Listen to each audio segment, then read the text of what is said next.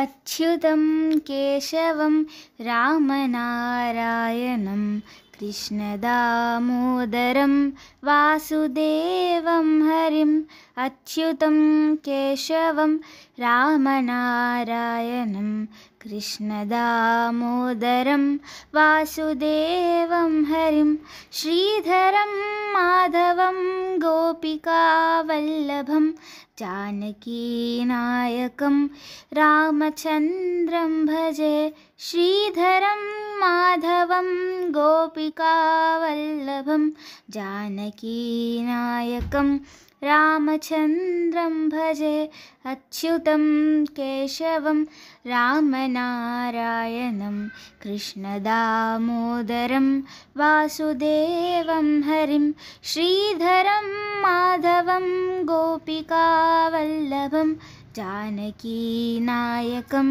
रामचन्द्रं भजे अच्युतं केशवं सत्यभामाधवं माधवं श्रीधरं राधिकाराधितम् इन्दिरामन्दिरं चेतसा सुन्दरं देवकीनन्दनं नन्दजं सन्दधे विष्णवे जिष्णवे शङ्खिने चक्रिणे रुक्मिणी रागिणे जानकी जानये वल्लभी वल्लभायार्चितायात्मने कंसविध्वंसिने वंशिने ते नमः अच्युतं केशवं रामनारायणं कृष्णदामोदरं वासुदेवं हरिं श्रीधरं माधवं गोपिकावल्लभं जानकीनायकं रामचन्द्रं भजे कृष्ण गोविन्द हे रामनारायण श्रीपते वासुदेवाजिता श्रीनिधे अच्युतानन्त हे माधवाधोक्षजा द्वारकानायका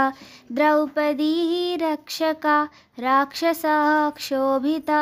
सीतया शोभितो दण्डकारण्यभू पुण्यताकारणं लक्ष्मणेनान्वितो वानरैः सेवितो अगस्त्यसम्पूजितो राघवः पातु माम् अच्युतं केशवं रामनारायणं कृष्णदामोदरं वासुदेवं हरिं श्रीधरं माधवं गोपिकावल्लभं जानकीनायकं रामचन्द्रं भजे धेनुकारिष्टका निष्टिकृद्वेषिणां केशिहा कंसहृद् द्वंशिका वादकः पूतना कोपकासूरजाखेलनो बालगोपालकः पातु मां सर्वदा विद्युदुद्योतवत् प्रस्फुरद् वाससं प्रावृडं बोधवत् प्रलसद्विग्रहं वन्यया मालया शोभितो रहस्थलं लोहिताङ्घ्रिद्वयं वारिजाक्षं भजे अच्युतं केशवं रामनारायणं कृष्णदामोदरं वासुदेवं हरिं श्रीधरं माधवं गोपिकावल्लभं जानकीनायकं रामचन्द्रं भजे